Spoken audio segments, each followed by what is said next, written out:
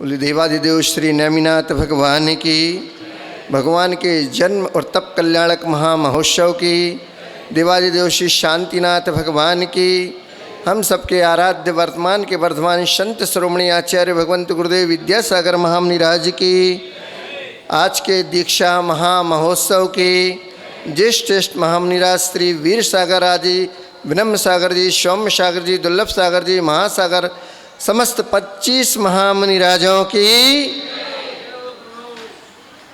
मंचासीन सभी मुनिराजों की, निस्वार सागर जी महाराज की जय।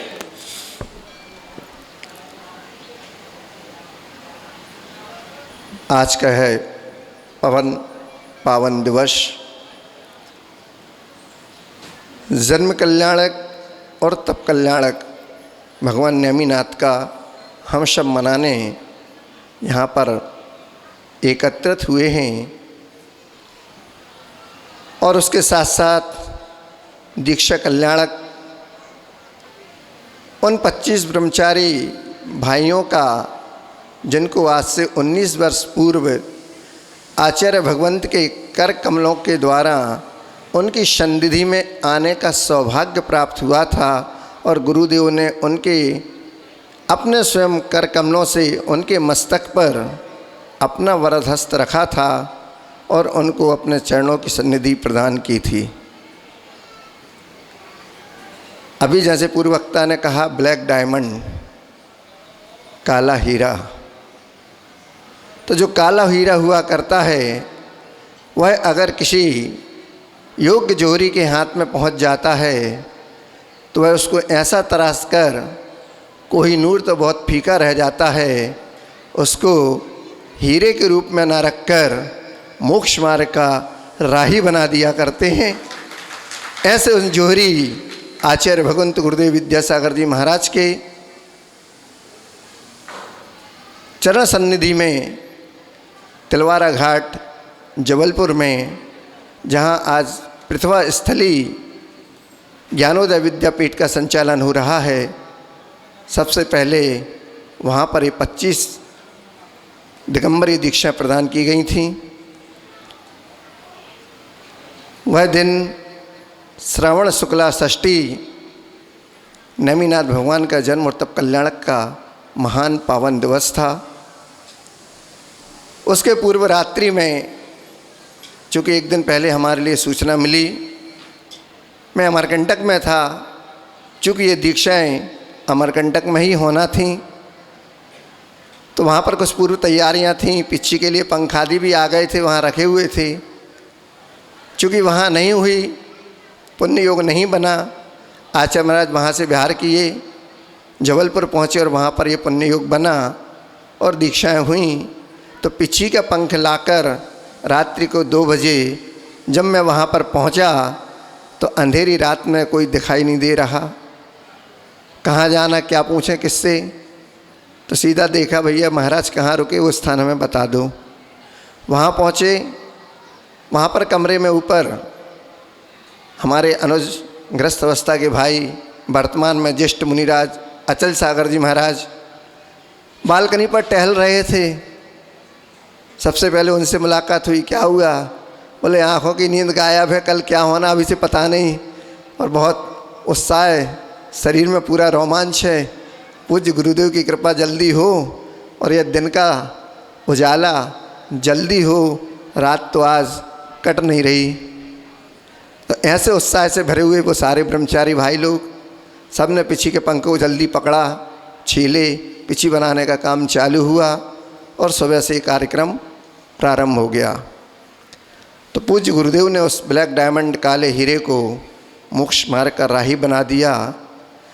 और गुरुदेव स्वयं कहते हैं, हीरा बनना उतना महत्वपूर्ण नहीं जितना महत्वपूर्ण हीरा बनकर इस मोक्ष मार्ग का राही बनना है।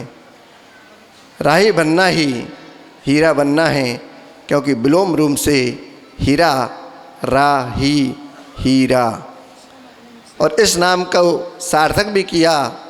इस 25वीं मुनिराज दीक्षा के बाद जो 10 वर्ष का आचार्य भगवान ने दीक्षा कब ब्रेक लग गया ऐसा लग रहा था।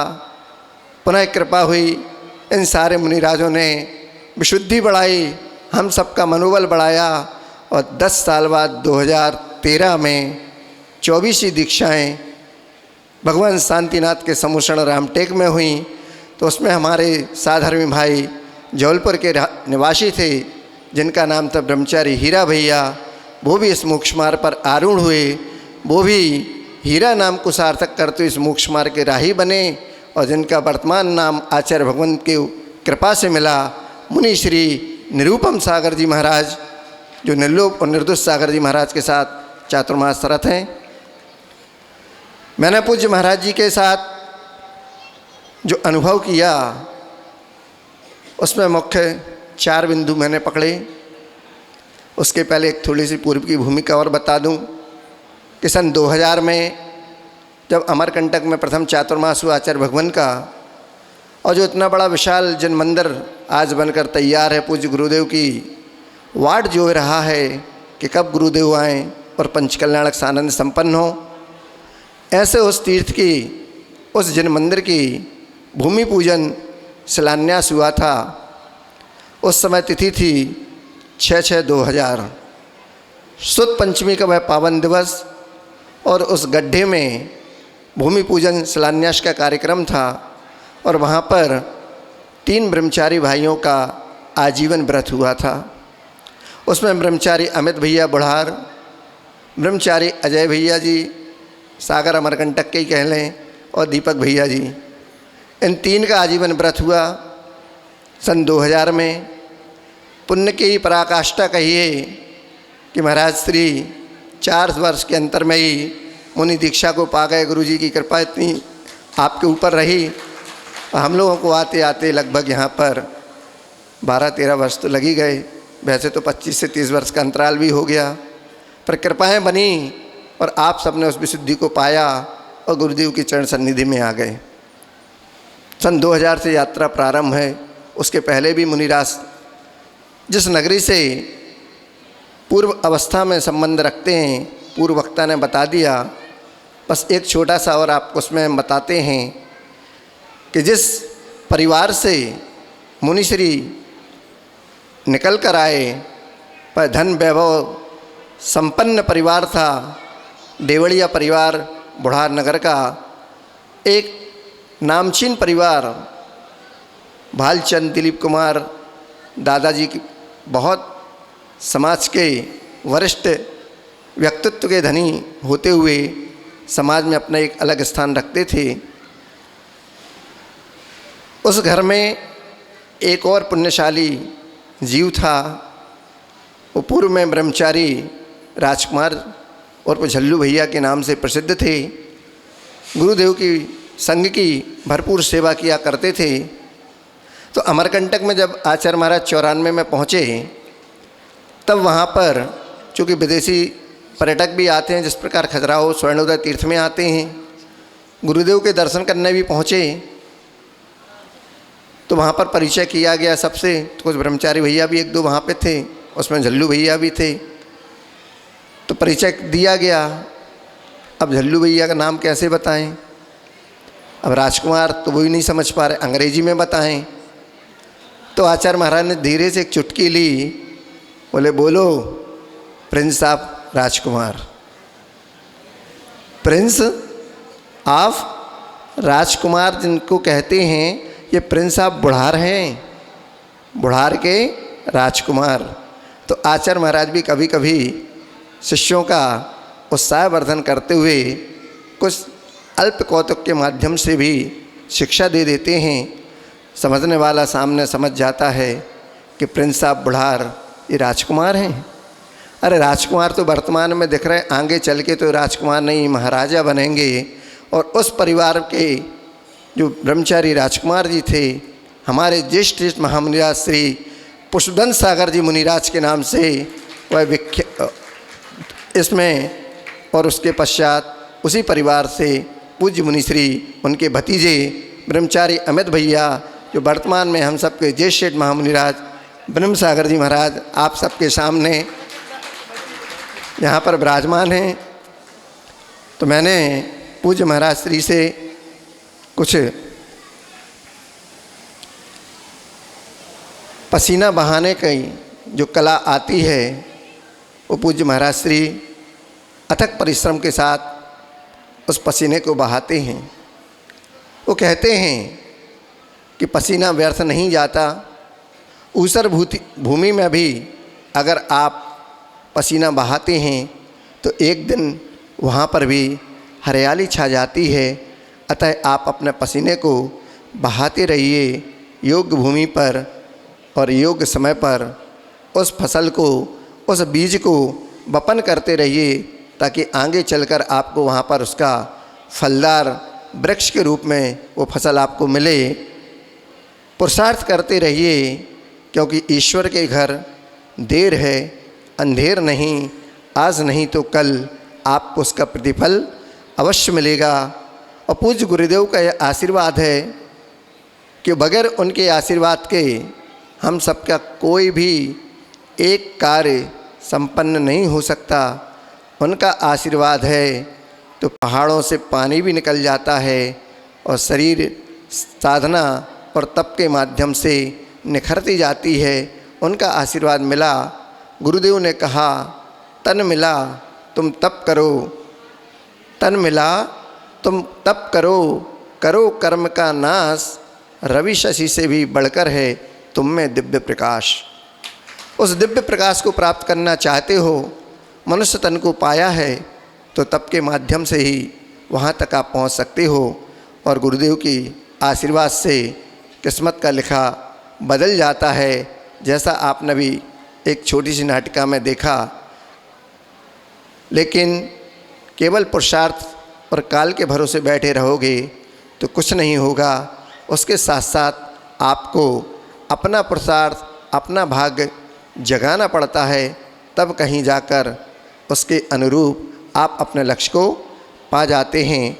और गुरुओं की असीम कृपा, पुरुषार्थ के सार्थकता के साथ वह दिन आज आ ही गया जिसका हम और सब आप कुछ दिनों से इंतज़ार कर रहे थे। ये दूसरा दीक्षा दिवस स्वर्णोदय तीर्थ पर है मुनिराज का। 2018 में आचार्य भगवान की सन्निधि में हम सब ने सारे मुनिराजों का दीक्षा दिवस मनाया था। उस समय पूरे बड़े महाराज भी यहाँ पर विराजमान थे, पूज्य सोम सागर जी, दुर्लभ सागर जी आदि। लेकिन आज सभी मुनिराज यत्र तत्र अलग अलग धर्म प्रभावना कर रहे हैं। यहीं से हम सब उन मुनिराजों के चरणों में अपने नमोस्तु निवेदित करते हैं और यहीं से उनका आशीर्वाद चाहते हैं। वैराग्य जीवन का वह अमूल्य क्षण हुआ करता है जिसके लिए कोई ना कोई निमित्त कारण अवश्य मिला करता है, जिसके देखने से, जिसको जानने से इस संसार, शरीर और भोगों से हमें इस जगह में नहीं रहने का और इस संसार से पार होने का एक बहुत अच्छा पाठ मिला करता है। कोई दर्पण देख विरक्ति, कोई मृतक देख वैरागी, बिन कारण दीक्षा लेता वह पूर्व जन्म का त्यागी। ऐसा कोई कारण नहीं था पूज्य मुनिश्री के पास कि जिसको हम कहें कि इनको विरक्ति हो गई। सेवा वैयावृत्ति तो बहुत करते थे, पूर्व के संस्कार चूँकि घर में जन्म से ही उनको मिले थे। माँ बहुत ही धार्मिक, पिता बहुत ही धार्मिक संस्कारों के साथ, दादाजी और पूरा परिवार था। तो 20 तो वपन परिवार से ही चल रहा था। योग्य गुरुदेव के वरद हस्त में आने के बाद जैसे पूर्व में कहा, वह काला हीरा भी मोक्ष मार्ग का राही बन गया। वह ढेवड़िया परिवार सानंद संपन्न, उनके प्यार का कारण तो पूज्य मुनिश्री ही बताएंगे।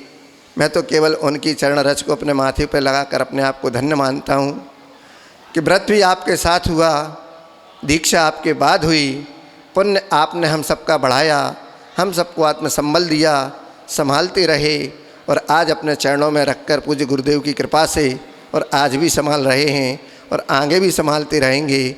भले आप सन 78 के हैं, मैं 73 का हूँ, लेकिन दोनों को मिलाते हैं तो एक पे एक 11 नहीं, गुरुदेव के आशीर्वाद से 1100 और 11,000 भी हो जाती हैं। चमकता वही है जिसके पास रोशनी हो, चमकता वही है जिसके पास रोशनी हो। रिश्ते तब दमकते हैं जब वो रोशन हुआ करते हैं। वक्त सबको मिलता है ज़िंदगी बदलने के लिए, वक्त सबको मिलता है ज़िंदगी बदलने के लिए, पर ज़िंदगी दोबारा नहीं मिलती उस वक्त को बदलने के लिए। मुनीश्री ने उस वक्त को, उस मौके को संभाला, समझा और उस वक्त पर ही अपना चौका लगाया और पूज्य गुरुदेव के चरणों में आ गए, यह सोचकर पता नहीं वह दोबारा मौका मिले ना मिले, ये वक्त दोबारा आए या ना आए, वो भी एक संस्मरण है। लेकिन अंतिम दौर में होते होते पूज्य मुनीश्री की दीक्षा भी पक्की हुई और दीक्षा हो गई।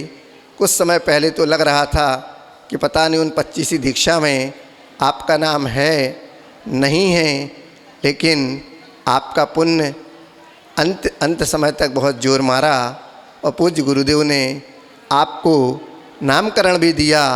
तो मुनि श्री विनम्र सागर जी मुनि महाराज, जिनको कहें कि नम्र सागर तो वो बुलाते ही हैं, पर विशेष जिन पर गुरु की कृपा हुआ करती है उसी को वी उपसर्ग लगा करता है, क्योंकि वी विशेष रूपेण विनम्र, इसलिए आपको नम्र तो वो बनाते हैं और नम्र सागर ही बुलाते हैं, पर विशेष आपके ऊपर उनकी अनुकंपा, उनका आशीर्वाद, उनकी कृपा है।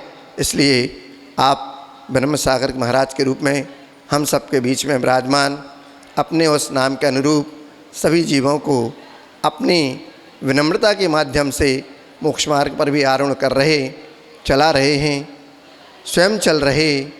एकांकी निष्प्रहा शांतः पाणिपात्रो दिगंबरः कदा शंभो भविष्यामि कर्म निर्मूलनम क्षमः।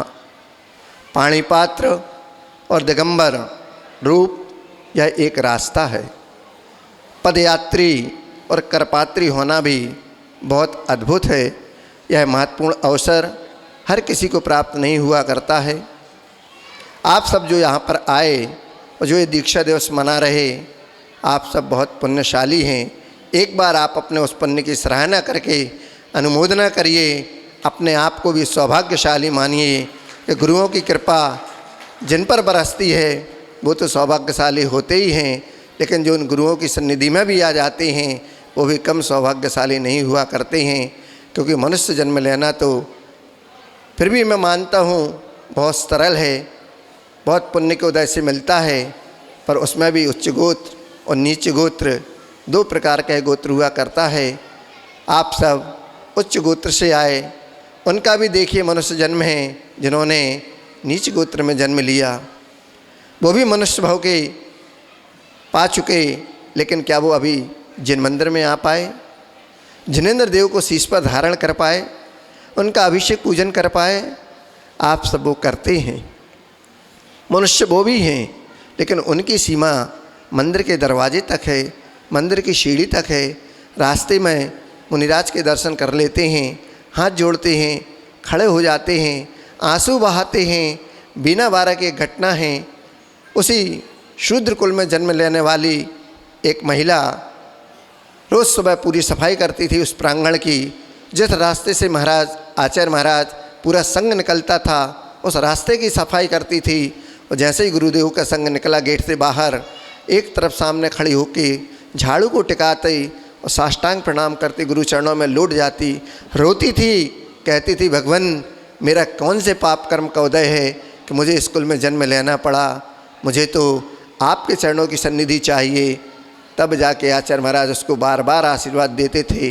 तब जाके उसने अपने उस मनुष्य भाव को भले शूद्र कुल में हुई जन्म ले लिया, पर आचार्य महाराज के आशीर्वाद से उनके उस दिगंबर मुद्रा को देखकर अपने पुण्य को इतना उसने गाढ़ा किया कि निश्चित है अगले भाव में जैन कुल में भी वह जन्म लेकर अपने उस मनुष्य भाव को सार्थक करेगी।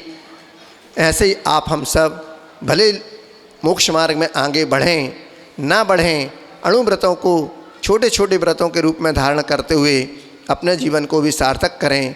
चूँकि समय अभाव है, बोलना बहुत चाहते हैं, चारों मुनिराज चाहते हैं कि आज महाराज को मौका ना दें।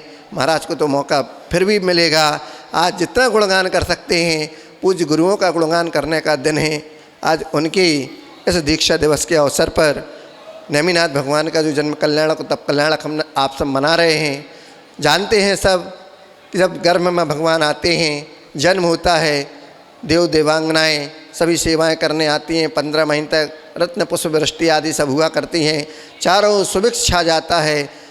देवता लोग भी ऊपर से वृष्टि किया करते हैं और ये मूसलाधार बारिश सुभिक्ष का ही प्रतीक है, जो सावन और भादों के माध्यम से सारे देश में सुभिक्ष को लाती है। ऐसे सुभिक्ष को देने वाले नेमिनाथ भगवान का जन्म कल्याणक भी, और जिन्होंने तप को धारण किया, उन पशुओं के करुण क्रंदन को सुनकर और वन को निकल गए। जो वन को गए वो वन को गए, वो बन गए। परिग्रह पोठ उतार सब लीनो चारित्र पंथ, और निज स्वभाव में थिर हुए। ऐसे वज्रनाभि निर्गंथ, ऐसे चक्रवर्ती तीर्थंकर आदि, इन सब की परंपराओं में पूज्य चारित्र चक्रवर्ती शांति सागर जी महाराज, आचार्य शिव सागर, वीर सागर, आचार्य ज्ञान सागर जी महाराज, और वर्तमान में हम सबके आराध्य आचार्य भगवंत गुरुदेव विद्यासागर जी महामुनिराज, उन सबके पूर्वाचार्यों की कृपा प्रसाद से यह वर्तमान में श्रवण परंपरा चली आ रही है। और आचार्य भगवान उस परंपरा को निर्बाध रूप से चला रहे हैं। हम सब ब्रह्मचारी भाइयों पर अनुकंपा और कृपा करते रहे हैं, यहाँ तक पहुँचा दिया। अब जो शेष रह गए हैं, भगवान उन पर भी आपकी कृपा हो, उन पर भी आपकी अनुकंपा बरसे। क्योंकि जो गुरु को याद करता है, निश्चित समझना एक दिन गुरु उसके ऊपर अवश्य दया करते हैं। आज उस याद और दया का दिवस भी है। जैसे कि उन 25 ब्रह्मचारी भाइयों पर आचार्य महाराज ने दया की, वो भी गुरु को याद करते रहे, तब जाके आज का दिन हम और आप सबको यह सौभाग्य प्राप्त हुआ मनाने का और देखने का। 4 पंक्ति के माध्यम से पूज्य मुनिश्री के चरणों में अपने श्रद्धा सुमन अर्पित करता हूँ। उन 25 मुनिराजों के जो अलग अलग श्रवण संघों में विराजमान होकर उस धर्म प्रभावना को करते हुए अपनी साधना पथ पर आरूढ़ हैं, वो सब अपने लक्ष्य को प्राप्त हों, अपने जीवन का कलशारोहण करें इस मंगल भाव के साथ।